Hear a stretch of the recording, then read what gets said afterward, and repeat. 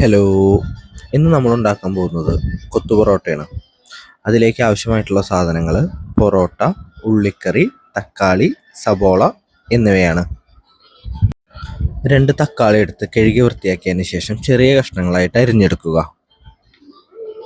തക്കാളി അരിഞ്ഞെടുക്കുമ്പോൾ ശ്രദ്ധിക്കേണ്ട കാര്യം, ഏറ്റവും ചെറിയ കഷ്ണങ്ങളായിട്ട് വേണം അരിഞ്ഞെടുക്കാൻ ശ്രദ്ധിക്കേണ്ടത്.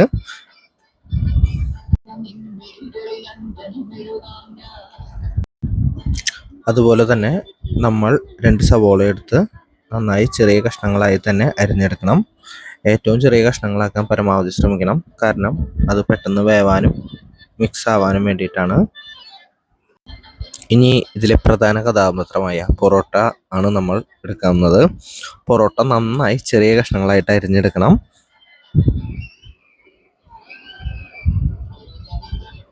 നമ്മൾ അടുപ്പിലാണ് ഉണ്ടാക്കുന്നത്. അടുപ്പിലേക്ക് ഉരുളി വെച്ചതിന് ശേഷം അതിലേക്ക് കടുക് പൊട്ടിക്കുക. അതിലേക്ക് തക്കാളി ചേർത്ത് തക്കാളി വരണ്ട് വരുന്നത് വരെ നന്നായി ഇളക്കി ചേർക്കുക.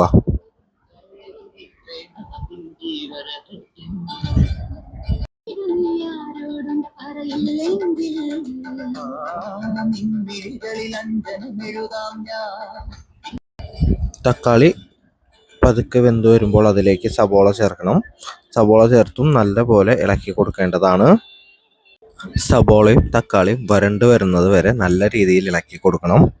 വരണ്ട് വന്നതിന് ശേഷം അതിലേക്ക് നമ്മൾ ചേർക്കുന്നത് ഉള്ളിക്കറിയാണ്.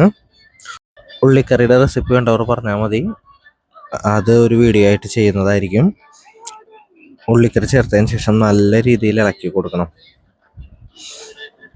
എല്ലാം കൂടി മിക്സ് ആവണ പോലെ ഇളക്കി ചേർത്തതിന് ശേഷം അരിഞ്ഞു വെച്ചിരിക്കുന്ന പൊറോട്ട ചേർക്കണം. പൊറോട്ട ചേർത്ത് നല്ല രീതിയിൽ ഇളക്കി കൊടുക്കുക. നമ്മൾ ചേർത്തിട്ടുള്ള സബോള, തക്കാളി, ഉള്ളിക്കറി എല്ലാം പൊറോട്ടയിൽ മിക്സ് ആവുന്ന പോലെ നല്ല രീതിയിൽ തന്നെ ഇളക്കി കൊടുക്കണം. അതിനുശേഷം 2 ഗ്ലാസ് എടുത്തതിന് ശേഷം കൊത്തുക. പൊറോട്ട നല്ല രീതിയിൽ കുത്തിയെടുക്കുക. കൊത്തുമ്പോഴുള്ള ശബ്ദം എങ്ങനെയാണെന്ന് ഞാനിതിൽ കാണിച്ചു തരുന്നതാണ്. അപ്പോൾ എല്ലാവരും ഇതുപോലെ തന്നെ ചെയ്യാൻ ശ്രമിക്കുക. എന്നാലാണ് കൊത്തു പൊറോട്ട എന്നുള്ള ഒരു പേരിന് നമുക്ക് അതിനോടൊരു നീതി പുലർത്താൻ പറ്റുള്ളൂ. നല്ല രീതിയിൽ ഇതുപോലെ വേണം കൊത്തിയെടുക്കാൻ വേണ്ടിയിട്ട്. നമ്മൾ നന്നായി ഇളക്കി ചേർത്ത് കൊത്തിയെടുക്കുക.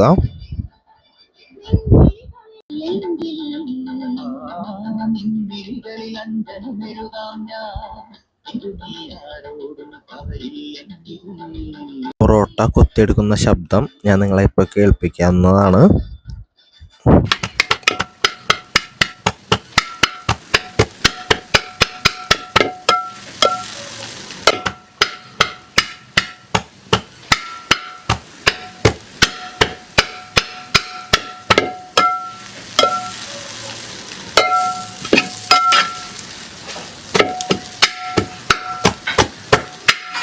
പൊറോട്ട നല്ല രീതിയിൽ കൊത്തിപ്പദം വരുത്തിയെടുത്തതിന് ശേഷം നമ്മൾ മറ്റൊരു പാത്രത്തിലേക്ക് അത് സെർവ് ചെയ്യുക.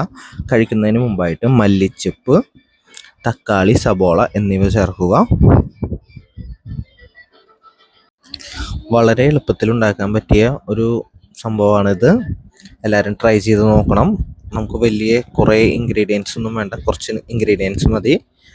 എല്ലാവരും ചാനലൊന്ന് ഫോളോ ചെയ്യാനും സബ്സ്ക്രൈബ് ചെയ്യാനും മറക്കരുത്. കഴിച്ചതിന് ശേഷം എനിക്ക് നല്ല അഭിപ്രായമാണ്, നല്ല ടേസ്റ്റ് ഉണ്ട്. അപ്പോൾ എല്ലാവരും ട്രൈ ചെയ്ത് നോക്കുക. Thank you.